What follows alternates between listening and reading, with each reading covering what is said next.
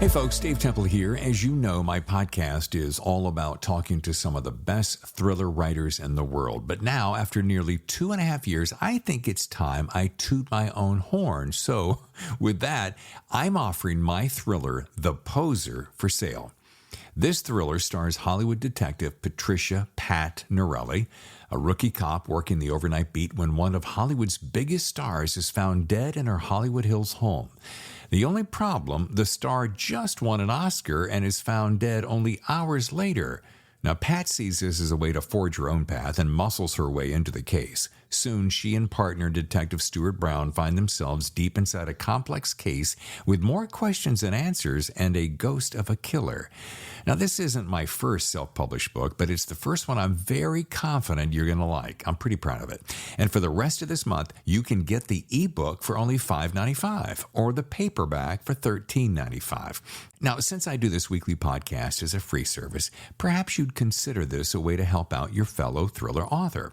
Okay, here's the link, davidtemplebooks.com/books. Okay, there you'll see The Poser. Just click and you're on your way. Again, the link is davidtemplebooks.com/books. Otherwise, just head over to Amazon. Okay, thanks for your support. And now on with the show. Whenever I read books, and anyone's like, oh, you won't believe this, it's outlandish. And I'm like, wow, you've never really sat with my grandma or my dad, because the most outlandish things are the ones that are true. Hello and welcome to The Thriller Zone. I'm your host, David Temple, and on today's show, we're heading south. Kelly J. Ford is on the show. The book is Real Bad Things, and this one is a summer read to enjoy. Let's just not waste any more time and get right to it. Into the green room with my special guest, Kelly J. Ford, on The Thriller Zone. Oh, as my grandmother used to say, Lord of mercy. Hello. Hello, Kelly J. Ford in the house. Yes. It must be early for you. It's 9 o'clock. We're on opposite. Oh, that's not early. Okay. I always get my time zones messed up. I'm just assuming it's always 7 hours or something out there because I text with Amina, who you've had on, Amina Akhtar. Yes. She's always like, look, I haven't had my coffee yet. And I'm like, oh, sorry. She's a hoot and a half, isn't she? Oh, my God. I love that woman. Yeah. Hilarious and generous and just an amazing person all around. Aren't we in one of the coolest little, well, in high school, we used to call them cliques, but I mean, baby, aren't we in the coolest clique being writers? We really are, especially crime writers, Yeah. I think. Having gone through several writing groups, I can say the crime writers are the coolest and the funniest. Have the best sense of humor. They, for people who delve in the dark, they really are the most fun. Because I had a little spell when I was hanging out with some romance writers, and they're a whole different breed, Kelly. I know. I love romance novels, and I've met some of the authors, and they're fun. They're fun. Wild women, love them. Well, we have so much to talk about today. Definitely. As I was drilling down, I learned all kinds of things. By the way, the book is Real Bad Things. And Kelly, I got to tell you, are you a Chris Isaak fan? Okay, so not totally, but you know what I'm talking about. Yes, right. Absolutely. He did a Wicked, song. yeah. Wicked, exactly. Oh my God. All right, he did a song back in the day. "You Did a Bad, Bad Thing" is the song. And every time I pick this up, I hear that song, "Bad, Bad Thing." Well, it always reminds me of, I don't know if you watched it, but True Blood by Arkansan native Charlene Harris. So do Real Bad Things with You. So I have the theme song always, and I don't hate that.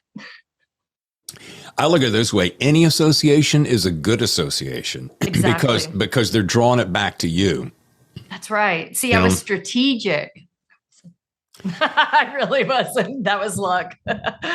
Hey, by the way, just in case I need to, and I won't be hating on it. If I need to put a little rated R square up here, I'm happy to do it. Yeah. Okay. No cussing. Okay. No, what I'm saying is I have followed you on Twitter, and I read something recently. I'm not going to relate it, but you leashed out, and I was like, God damn, girl, you go. I mean, I've got a mouth on me. Yeah. I've been told. Ain't nothing wrong with that. All right, let's start with this, because I learned this is funny. Oh, wait. Do I want to? I want to say this. I got a special surprise for you. Oh, I love surprises.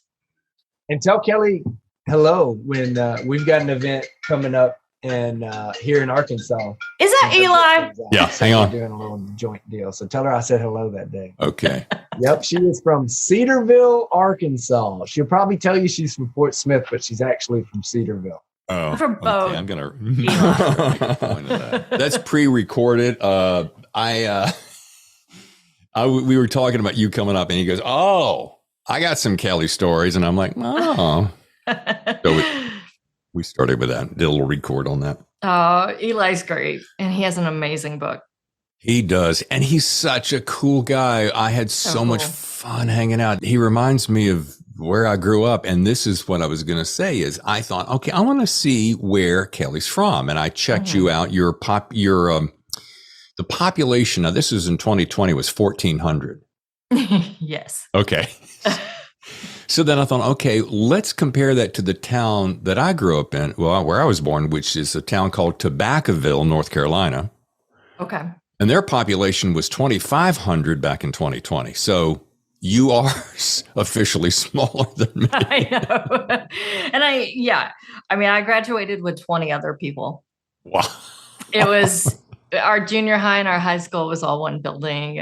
But I loved it. It was great. It was in the woods. Blink and you miss it though. Yeah. But, there's something about people from humble beginnings, I'm going to use that phrase, that I like because most of them will always stay exactly who they are.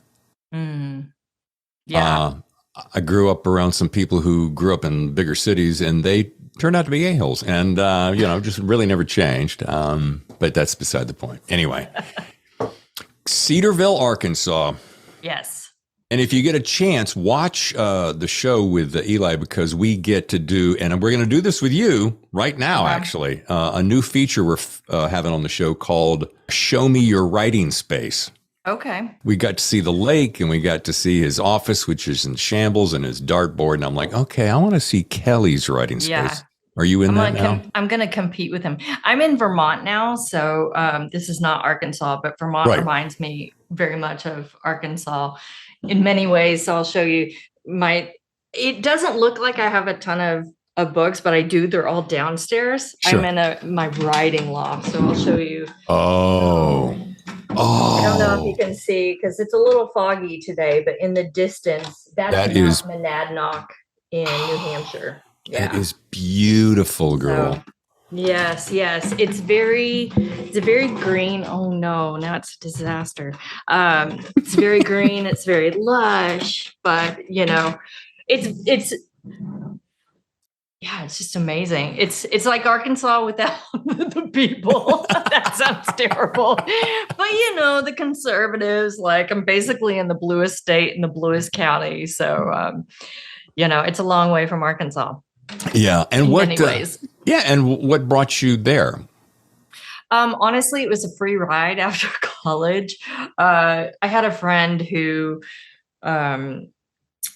we worked together at the Walmart, like everyone does when you grow up in Arkansas, it seems. And it was the big college workplace. We all worked there. We were all employed by that. And then she was at a different college, a private liberal arts college, and I was at state school. And her parents were paying for her to move up to Boston because she hated Arkansas. She wanted to get out. She was really cool. Jennifer Wellborn, and she had shaved hair up to here, and everybody she was just not Arkansas, what you picture. And so she was ready to get out, and her parents were thrilled to have someone who would go with her. So yeah. And we just took off. We were waiting a little bit and we were watching the Rosie O'Donnell show of Dating Myself and sitting around in Rogers, Arkansas, up near U of A, just waiting for her parents to be ready to take us. And finally, we saw that the Newport Folk Festival in Rhode Island was playing, and Joan Baez was going to be there. So we were folk fans. So we're like, yeah, let's totally go. So that was our official first night in New England, was sleeping on the side of the road waiting for the Newport Folk Festival, which we did not get into, by the way, because we did not realize that you had to buy things in advance, because in Arkansas, it's just available. Sure. You just show up. Yeah. All right. Now, I also understand that, and I'm so bummed that I'm not going, but you're going to BoucherCon next month. I am. Yeah. You're speaking somewhere, right? Yeah, I'm on 2 panels, and I'm reading at Noir at the Bar on Friday night. So that'll be fun. Nice. I would love to be able to say, I'd love to say that I'm going, but I can't make it this year. However, next year, it's going to be right here in my backyard.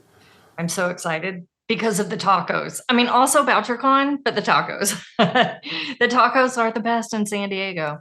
The tacos and the craft beer capital. So if you like either one of those things, you're right at home. Perfect. Question. Yes. How many rejections did you get before Chris Bucci? Correct. Bucci, yeah. Before he said, come on, girl, let's play. Well, he was my second agent.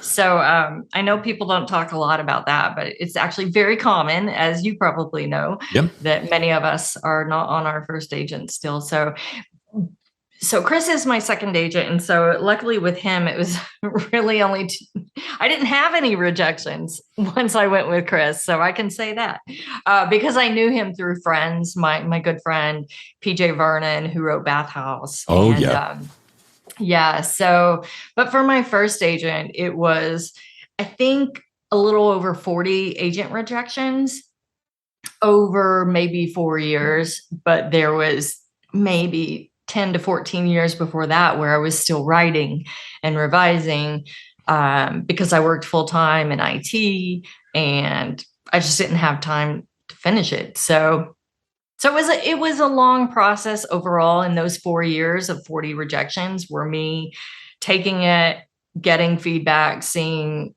what I could do to make it better, more palatable. Not palatable, that sounds terrible. More palatable to your taste. Yeah. But with plot things, especially in pacing things, once I got the same feedback, you can kind of tell when someone knows what they're talking about and when you need to pay attention to it because you start to get that anxiety.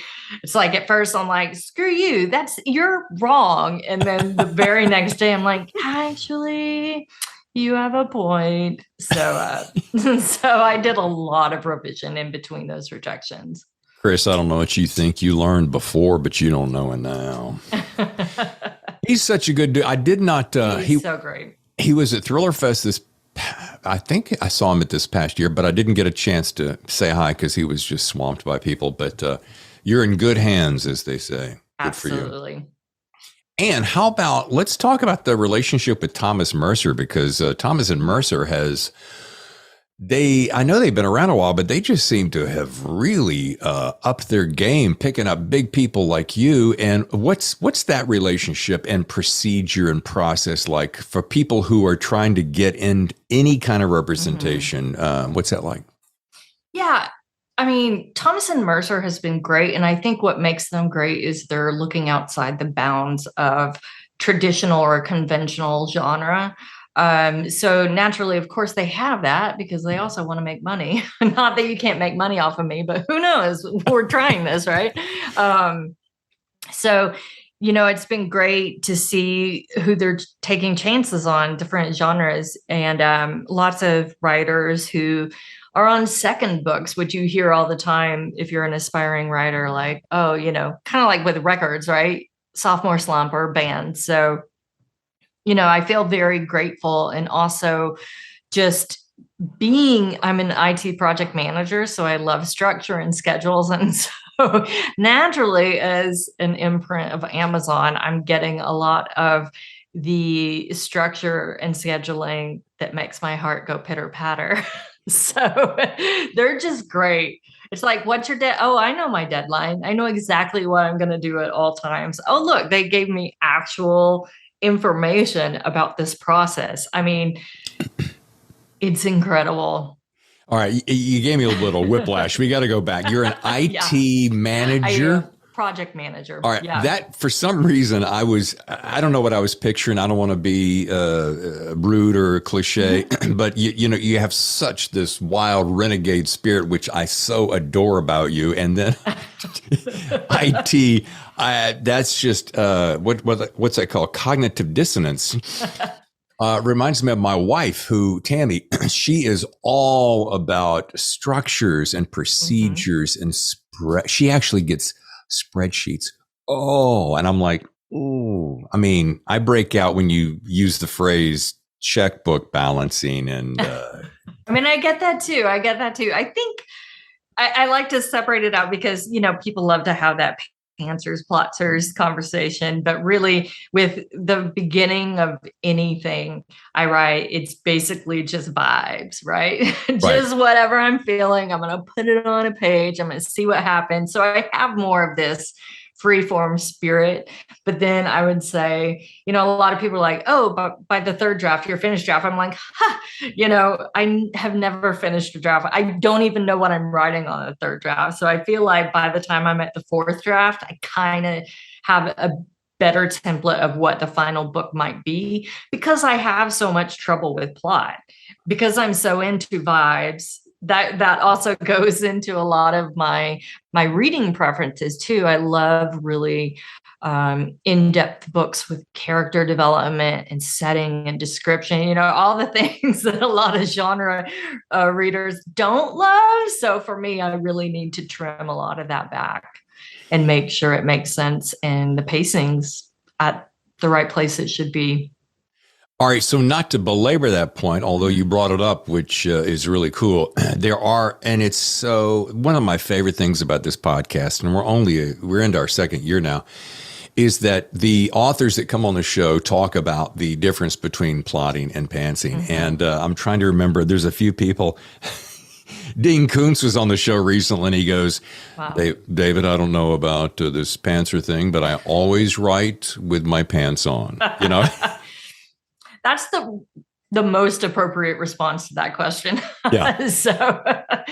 But I mean, I have to have that. Once I get into that fourth draft, I have to have my bullet points, and I have it on a whiteboard. I have it written down in a notebook. I have it in my notes app. I'm just constantly refining and trying to make it what I want it to be. So yeah, it's nice that I can do both. So the project management piece really helps with setting goals and priorities and all those boring things people hate to talk about, but are necessary for writing and publishing. I don't think it's boring at all, to tell you the truth. Matter of fact, I'm going to pull up. You did a post yesterday. Excuse me while I look away from the camera, but I did you did a post yesterday that I loved, and it was just a simple thing with your whiteboard. And I made a comment about how that is so essential. And I'm going to have to drill. I've got to drill. I got to scroll through so many Eli Craner mentions. Excuse me. Here it is. Write it. Number 1, write it. Number 2, read it. Number 3, fix it. Number 4, repeat. Now, before anybody goes, well, damn, Dave, anybody knows that. I'm like, yeah, okay. But, and I wrote solid advice for any writer, simple, efficient, mandatory. And, sometimes and golly, I have done this, Kelly, you go to a conference or you go to a training class or take a workshop and you get all this plethora of systems and analysis and structures, and you've got to do the 7 points, and then there's the 3-act play, and then there's more of those than just about any kind of iced tea, right? And what always annoys me is I'm like, whatever happened to just kind of sitting down and going with the groove that's inside you and trusting your own personal process. And if the story is there and it is good as you know it is, it will come out and someone it will receive it and be impacted by it, and you're on your way. Is that too simplistic? I don't. So, I mean, I think it makes sense to me that a lot of aspiring writers, especially, but even people like me who are published, who like a formula, we're looking for what can help us. And so I think in many ways, at least from my experience, it can be overwhelming. I'm taking in so much information, and not just research about a book, but like you said, there's software to consider, there's this, there's that.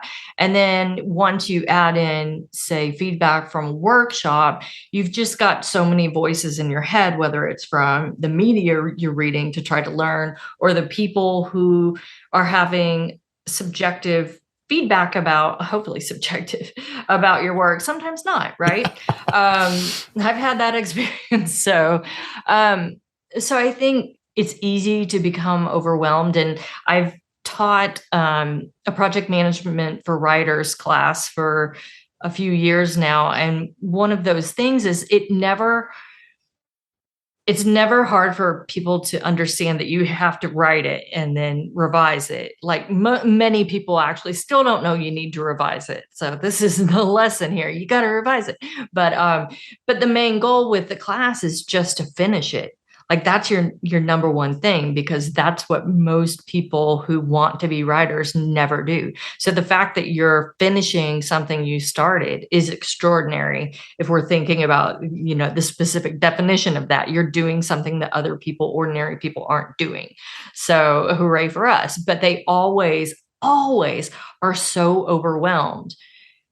And so in project management, it's the same way. When I work like construction stuff as well as IT. And so it's constantly like, you want to build a house. Oh my God, it's whether you believe it or not, everything floods into your head about what can I do first. So we break things down. But at the end of the day, it's just like you have to push these things away. And sometimes you just have to write. You just write. Yeah. You're just right. And so I think being able to put blinders on, and when I wrote this yesterday, I had all these thoughts in my head because I'm in the developmental edit stage right now for my next book with Thomas and Mercer. And I was having anxiety and taking edibles, which helps. And I'm like, just freaking write it, Kel. Yeah. Like, calm your body and just write it. So. And put on my t-shirt that says, say yes to edibles. But anyway. Yes.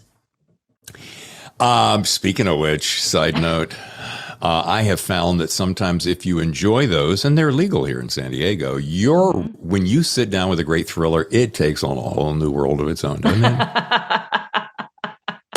It just calms my head. I can take it in. Yeah.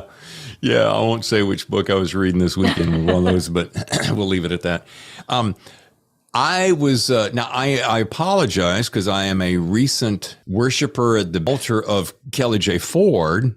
Say hallelujah. But I don't know Cottonmouth, which came out in 2017. And correct me if I'm wrong, but it became like an instant hit, became one of 2017's best books of the year by LA Review. I mean, first of all, and we're still gonna get to don't forget real bad things, but can you tell me how Cottonmouth was received, how it evolved, and what's it like to shoot out of the gate with that kind of accolade? Well, I will say, and I edited this in the press releases too. I'm like, it wasn't instant. Right. I like using that word. I like to beef everything up. Yeah. I know. No, everybody says it. And I'm like, no, it was hard. So I actually, when it was published, my publicist had quit. My editor had just quit. So really, I had no mainstream press for Cottonmouth. I had barely any mentions. I don't even know when my publicist quit because I learned it through an auto email responder. Oh, shit. So it was, that's why I'm always like, no, it wasn't instant. It was hard work and a lot of red wine. So yeah, it didn't it Yeah. you know, but I did some bookstore events here in Boston, and luckily I am in a very large writer community, so I could get good, first day sales or whatever compared to sometimes, but there's only so much. There are only so many books that your friends and family can buy, correct? So, or that the Boston office or audience is willing to buy. So I didn't have much outside of the Boston area, and so my plan was just to go to festivals, and I think that was it was the most fun, and it was the best thing I did because I got into different areas. So, and just like 2 or 3, this is not talking a lot, but the important thing about it was that Gaithersburg Book Festival, which is in Gaithersburg, Maryland, is amazing. Like, everyone should be watching their virtual events and wanting to go there because they are the most lovely people. And there's a huge crime community in that area. Excuse me. And Gaithersburg, you're saying? Gaithersburg Book Festival. It's amazing. The nicest people. But they also... it feels like the whole town just comes out and loves books. They just love books. But I don't know if you know E.A. Amar. He's a crime writer, and he has a book and a galley right now out. He's also with Thomas and Mercer, and we have the same editor. And I can't remember the name. I'm so sorry, Ed. But he invited me to my first Noir at the Bar. And so through Noir at the Bar, I got to know all these other people. And then, God, my brain is not quite working today. Where's my gummies? Mama, get my gummies. The problem is I had my gummy. So I met all these great people who were involved in the crime community, and they were telling me you should really go to BoucherCon. And when I had mentioned this to someone earlier in the industry, they were saying, no, I don't think your book is crime, because my books don't really fit into a clean category of like mystery, thriller, whatever. Apparently, I've heard, this is alleged, told to me. Okay. So I never thought about it, even though my friends were like, oh, maybe you should do this. And so it was confirmation, like, yeah, if these are the people that are at BoucherCon, I'm totally going to go. So I feel like there's a point to my story. I feel like Cottonmouths really started to grow through my going to Gaithersburg and meeting those folks and being encouraged to go to BoucherCon and believe that what I was writing was still valid in a genre world. And so through BoucherCon is where I met folks like Sean Cosby, who's, God, amazing. John Verger, gorgeous writer. All these people who have books out, Kelly Garrett, and then Amina, of course, Amina Akhtar, Eric Pruitt, who's also with Thomas and Mercer now, just really, really nice people. James D.F. Hanna, he invited me to a rural Noir at the Bar where I met so many other people. It's just like this fun thing where you just do one event. And I know people hate networking, but I'm like, networking is just being nice, just having conversations, asking people, hey, what's your name? What do you like to do for fun? Right. And so I did a lot of that. And through that, Cottonmouths kind of grew from word of mouth. And then the one place that reviewed me happened to like it and put it on their end of year list. So that was my long story about Cottonmouths. Okay, so we'll say a somewhat pseudo pop, almost nearly just next door to an instant hit. Yes. Okay, good enough. Instance, so overused anyway. Why not? Yeah, okay. You made a comment about networking, but isn't a good party networking when you think about it? Because networking has always been to me, I want to meet cool people who share interests that I share and who like to have fun. And I think if you approach any networking event like that, now I'm not talking about going down to your I'm not trying to slander anybody here, but go down to your nearby Holiday Inn IT conference with your suits on and blah, blah, blah. I'm not talking about that, but generally speaking, it's really about like-minded people. Yeah. Yeah. And I think if you're approaching a conference in terms of, do you think I'll sell a lot of books there? You're going for the wrong reason. You're going to learn. And even that to me is like lower on the priority. I'm going to hear different perspectives. I guess, learning, not necessarily craft, but learning how other people, especially from people in, diverse backgrounds for me, how they're approaching their work and learning from them, because it's a totally different perspective and even in different genres. So I think, you're going to meet people and just, hang out and be with people who are doing the thing you love. It's funny because I've only been to two, I almost am embarrassed to admit this. I've only been to two conferences because I'm a relatively new writer. The first one was a Writer's Digest thing in LA, and the second was Thriller Fest in 2019.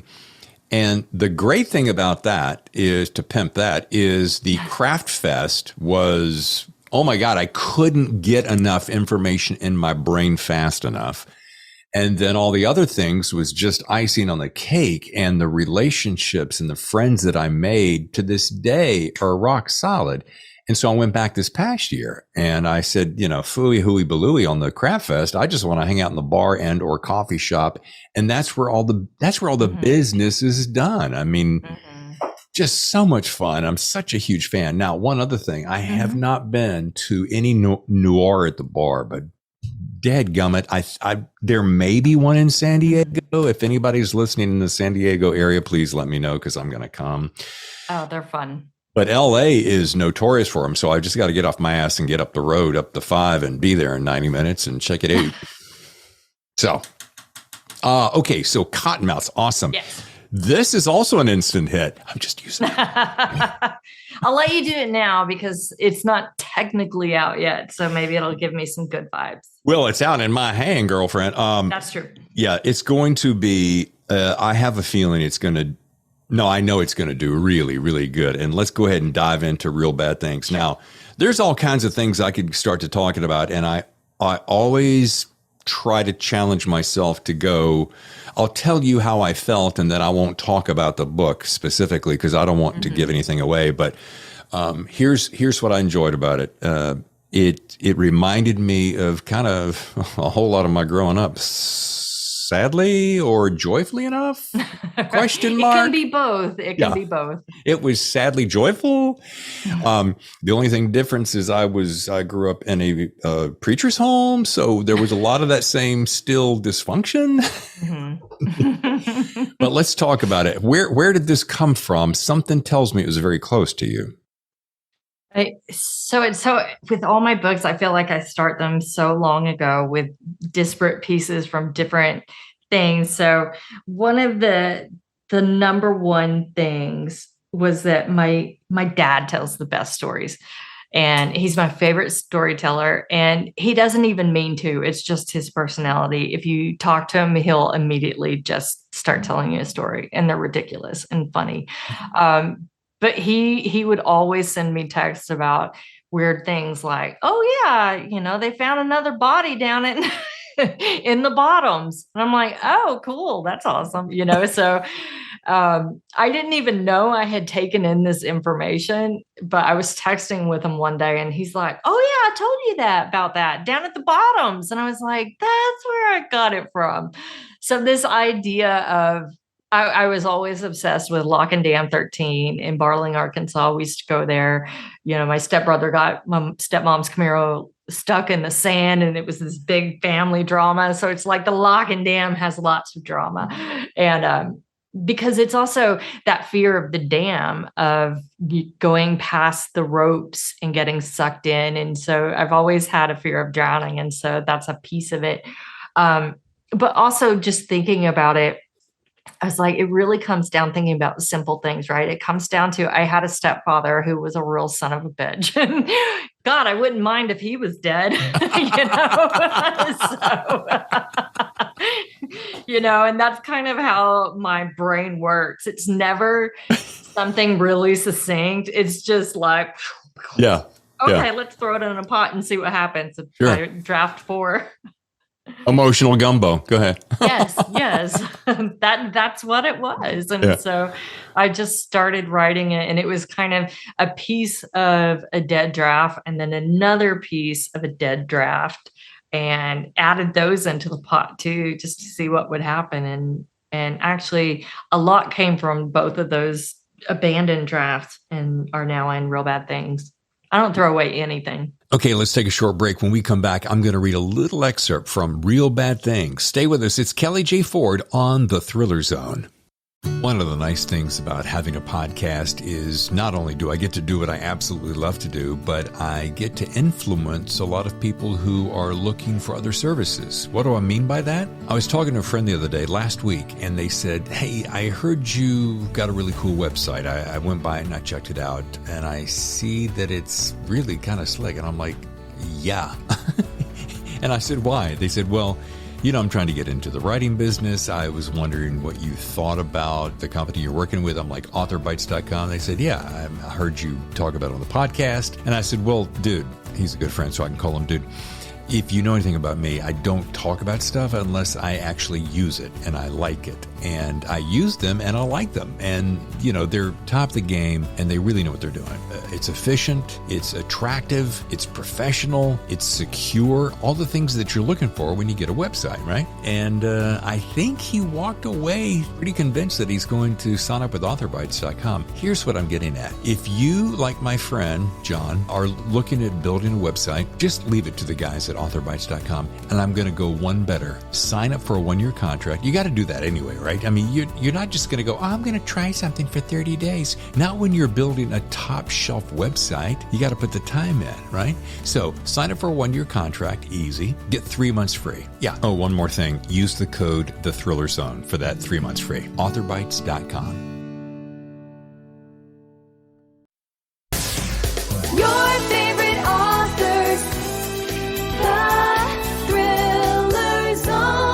And now back to the show.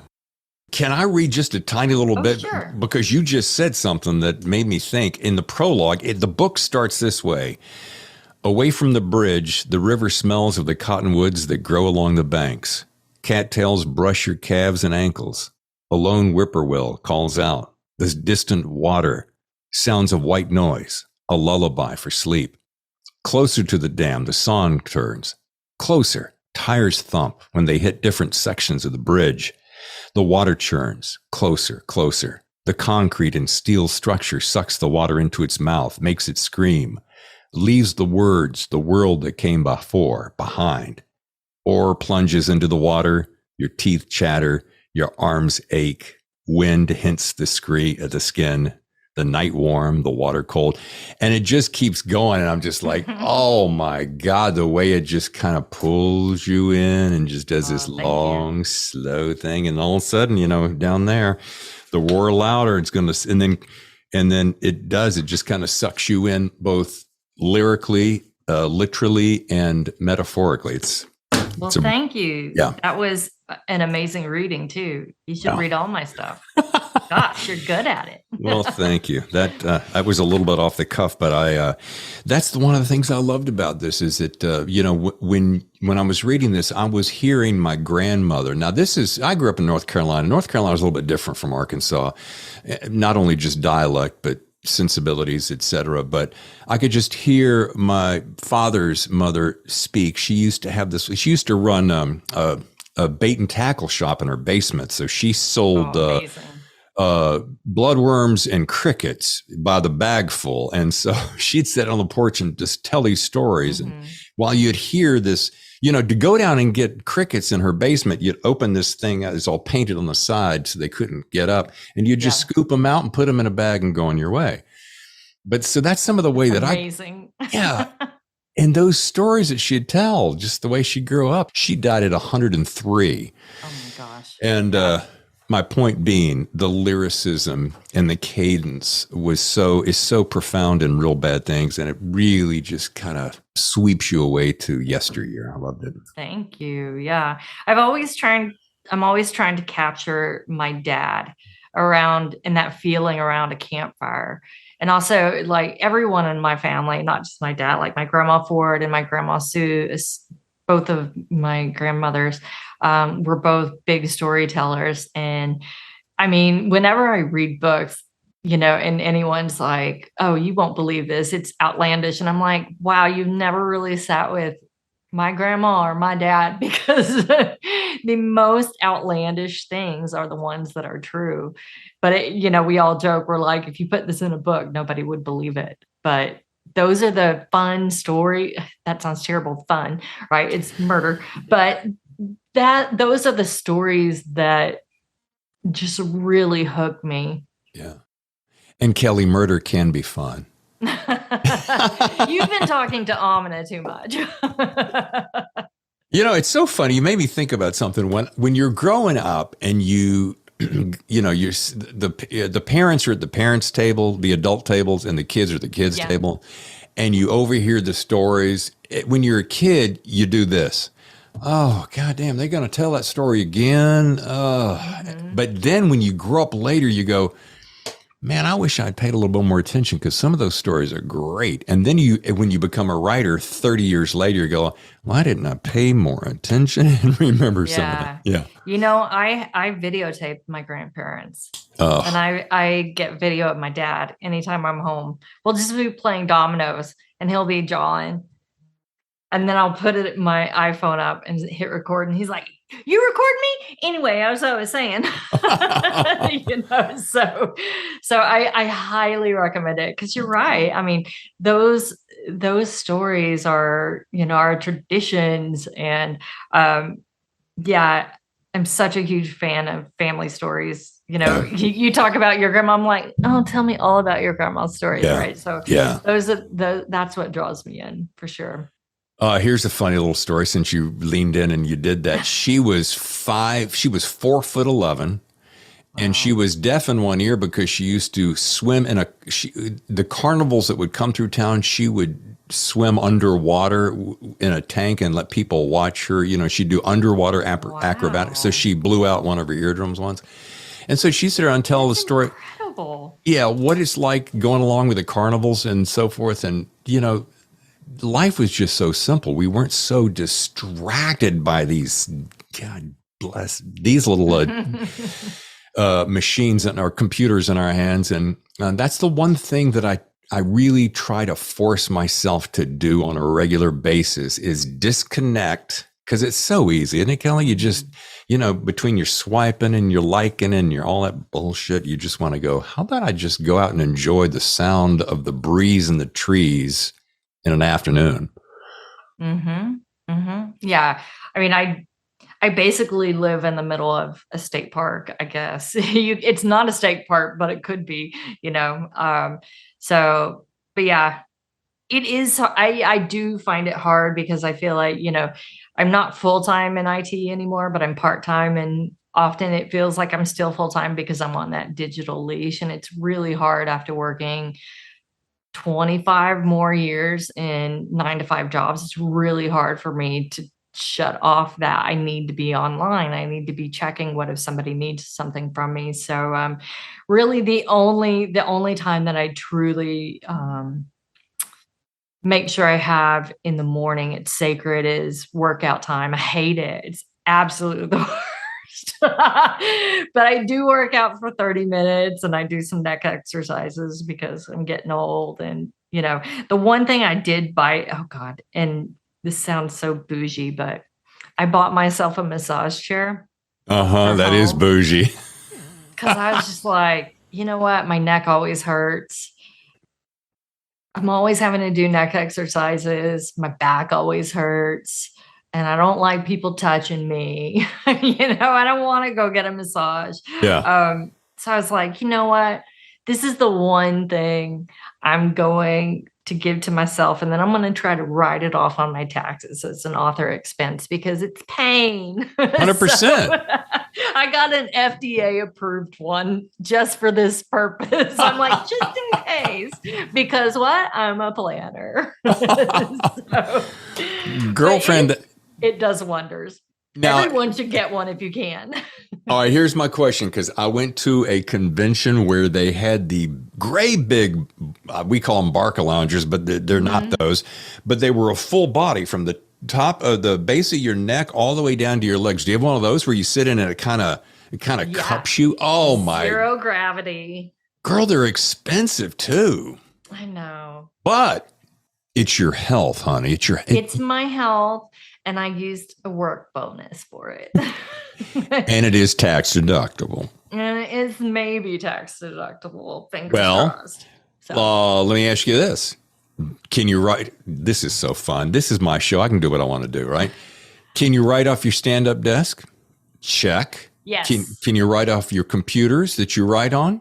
Absolutely. Check. All right. Papers and pens and computers and keyboards. Well, that is a tool. It's a restorative tool, Kelly. And books are too. See? Book purchases. Mm-hmm. I have friends who are into, it's so funny. We were talking to some non-writer people, and we were me and my friend Rachel Berenbaum, who wrote Atomic Anna, which is amazing. We were like, oh yeah, and you can itemize this and this and this. And they're like, oh my God, you guys are the nerdiest people. If this is what being an author is, no, thank you. And I'm like, we're good for your taxes. They were awesome people. By the way, you have given me so much. I'm a name dropper. Yeah, but that's a good thing, because where do we get our inspiration for reading other people? Matter of fact, wait a second. I'm not going to distract myself by pulling it up. This past week alone, no less than 3 times did someone hit my Twitter, only one of whom I knew, said, thanks to your podcast, The Thriller Zone, insert plug here, I have been turned on to a new writer. I so enjoyed your podcast. One of them was Amina, a fan of listening to that show, said I had to go out and buy her book because the interview was so good. So we're doing good here, Kelly. It's good stuff, and these are good people who have amazing books. Yeah, I wouldn't recommend someone I didn't enjoy. Or not. Yeah. Well, you wouldn't recommend a wine that you liked, that you didn't like. Oh, hey, listen, there's this real piece of shit wine. You'd really hate it, but, You'll remember me, and I don't want that on my conscience. I got a gummy for you. Anyway, all right, before we head on down to rapid fire questions, and you kind of touched on this earlier, but I want to be more poignant, because I know you're only 2 books in and working on your 3rd. But I can tell these 48 minutes in that there's great insight in you. And I want to know, it's one of my favorite questions. I end all my shows with it. I like to ask all the authors, what's that single best piece of advice that you would give aspiring writers? And you can take a moment to think about it if you need. I don't need to, honestly. Okay. Because it's always the same thing. And for me, it's tenacity. And that always beats talent for me, always, because I feel like you can learn talent. You can become talented with enough go get them and practice. I mean, maybe I'll never be, if I practiced and practice, I'd never be great at basketball, but right. I could say I have a talent for a certain type of basketball, maybe amateur. Right.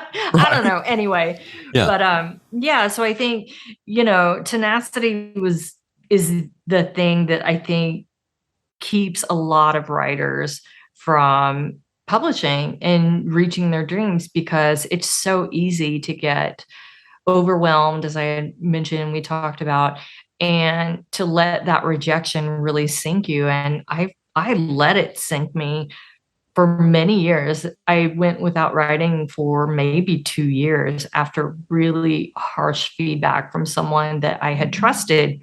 And unfortunately, I believed it.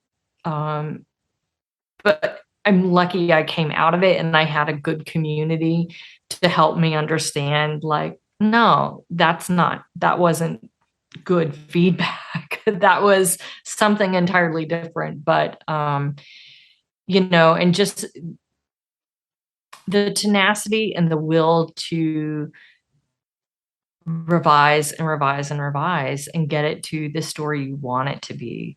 But yeah, it took me, when we're talking about the very first time I really thought about Cottonmouth. It was like a 20-year journey, that book. And it's a totally different book from the kernel of an idea it started with, but I just never stopped believing that this is something that I didn't even believe it was something that could be published, but it's almost like people were telling me I could be published, and it was almost that competitive nature I have where it's like, I'm going to get it published, but I'm going to show you it can't get published. Like I'm from Arkansas. We have an inferiority complex. So just keeping on and just being like, and then it turned into more competitive of, oh, I'm definitely going to get this published. And if I don't get it published, I'm going to at least show that I had, like Eli, 200 rejections. My God. But I think a lot of people quit after even 10 rejections and are unwilling to touch the work and make it something that maybe we didn't think it was, right? And so that outside view is so important, but just being that person who can take that feedback in and go back to the page and be willing to tear it apart if necessary, just like that tenacity, like tear through it and get through it and keep going without it letting it sink you. Yeah, I'm always amazed at how quickly people are ready to give up just because someone somewhere said something that sounded like, no, you suck. And it's just an opinion. What does that really matter? And I think what I always do, even on a subconscious level, I turn around and go, oh, you just don't really want it that badly. That's the way I always think. Maybe. I'm like, I mean, maybe you just don't want it that badly. And then it could be fear as well. Yeah. I think I've run across people that are as afraid of succeeding as they were of failing. And I thought, that's an interesting mindset. That's fascinating. But I believe it because humans are strange creatures, and that's what makes them so interesting to write, especially psychological suspense and thrills. So all right, well, girl, you know what that noise means. I have heard this noise. Rapid fire questions. This is going to be fun and easy and fast. Number one, sweet tea or lemonade? Oh, sweet tea. Yeah, okay, gotcha. Ribs or fried chicken? Oh, fried chicken. Yeah. My grandmother, by the way, I still have her iron skillet. Yeah, you did. Seasoned before you were born. Seasoned before I was even a sparkle in my daddy's eye. And boy, the way she cooked fried chicken, and then she'd lay it up on the side, and that's how I learned how to do it. All right. Sorry. Green beans or collard greens? Depends on who's making the collard greens. I'm making them. Right. I don't know. You'll have to invite me over. I'll have to eat them. Cornbread or biscuits? Oh, that's real hard. Oh, probably cornbread. With corn in it? Oh, I mean, I'll take it, whatever. I'm with jalapenos? Cornbread, just give it to me. Oh, yeah, okay. Butter, as long as there's butter. There you go. Moon pie or Little Debbie's? I didn't eat either of those, really. Oh, okay. Well, you can't answer that. Fancy snacks. Yeah. We were real rich. Here's personal one. PJs or birthday suit? Oh, PJs all the time. Okay. And on a more serious note, you and your wife are on a road trip. You get to pick the music. What will it be? And it could be a long road trip, so you get to pick all the music. But, it could be an artist or a genre. You don't have to get crazy about it. Well, we've gone on a big road trip, and we listened to our playlist we curated for our wedding dinner.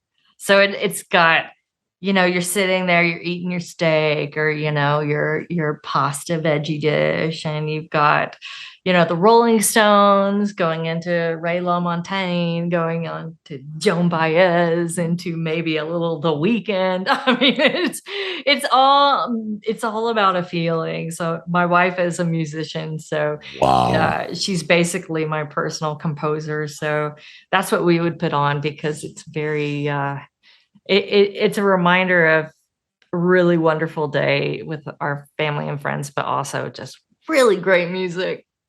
I just had another idea. I'm always looking for bits to add to the show because I did radio for 25 years. So I'm going to create one called Your Favorite Soundtrack, and we're going to start swapping soundtracks. Oh, I like that. Yeah. There you go. You can make them public. Yeah, there you go. What's on your nightstand or TBR list right now? Just, it can be one or two books, something that you're reading, you're like, wow, it's blowing your socks off.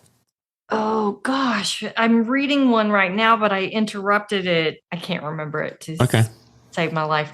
I have a ton of books on my TBR. I do a lot of digital reading at night, but I'm still trying to think of that book. But I have all these books. Anytime I go into Boston, I'm just going to turn around and see. I'm like, oh yeah, I read that. Let's see, what do I have here? I have so many books I have to get to.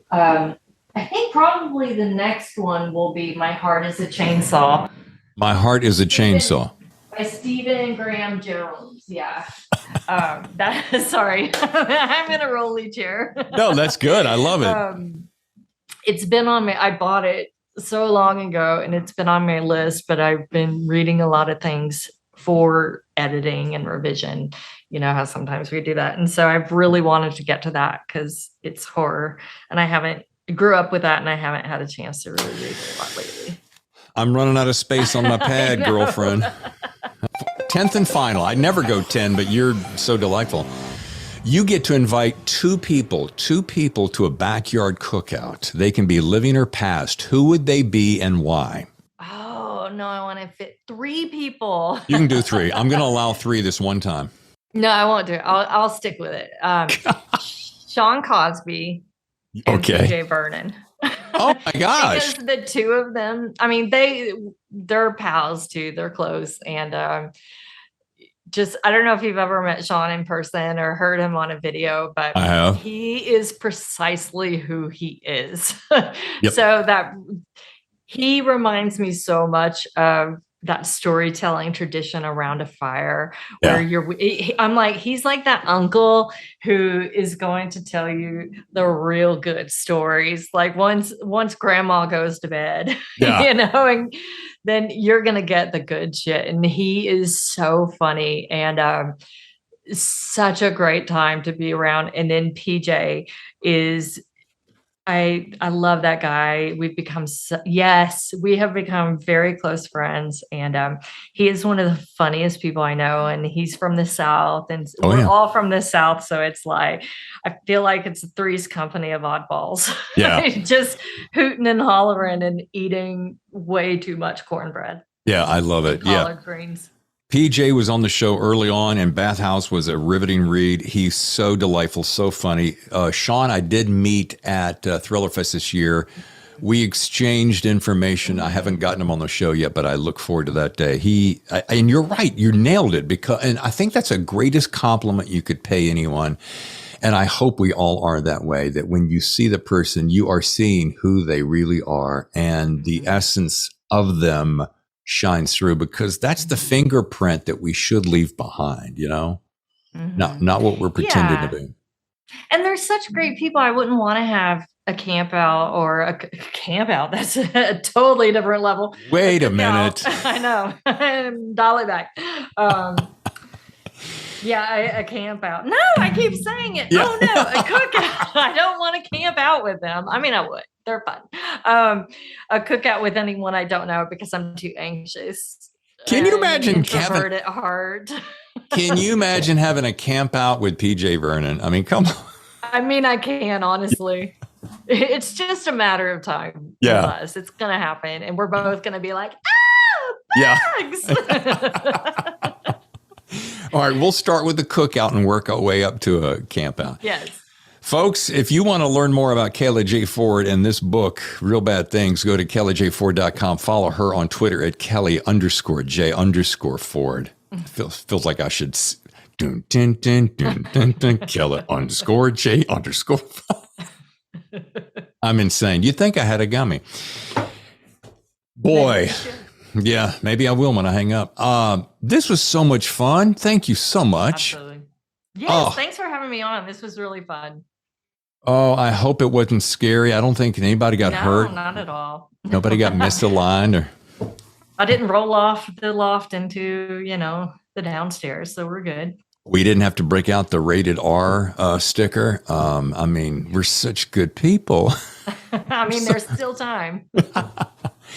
All right. Well, once again, delightful. I wish you the best. We know another one's in the works. I did not snag from you the title of it, if you have it yet. Is it? Yeah, the working title is The Hunt. The Hunt. That is just rife with possibility. Right. Yeah. And it involves a radio station, so you'll definitely want me back on. Yes, I do. All right, Kelly. Again, thank you and enjoy your week. We look forward to hearing more from you. Great. Thank you so much. I appreciate it. Thanks once again to Kelly J. Ford and her book, Real Bad Things, something you'll want to add to your summer reading. Now, coming up later this week on Thursday, our regularly scheduled Thursday Thriller Zone, special guest, a gentleman I've been trying to get on the show for some time, Nick Petrie, has a book called The Runaway. And if I'm guessing, it's going to be a runaway hit. See what I did there? So, quick thank you to all of my sponsors for the show, Warwicks.com, AuthorBytes.com, and you, my listener, who always takes time to listen to this podcast. Trust me when I say, I couldn't do it without you, without your support, your kind words, your kind reviews, your notes to me on Twitter, Instagram, and our website, thethrillerzone.com. I got some reading to do, so I'm going to head on to it, and I'll see you next time for another edition of The Thriller Zone. Your favorite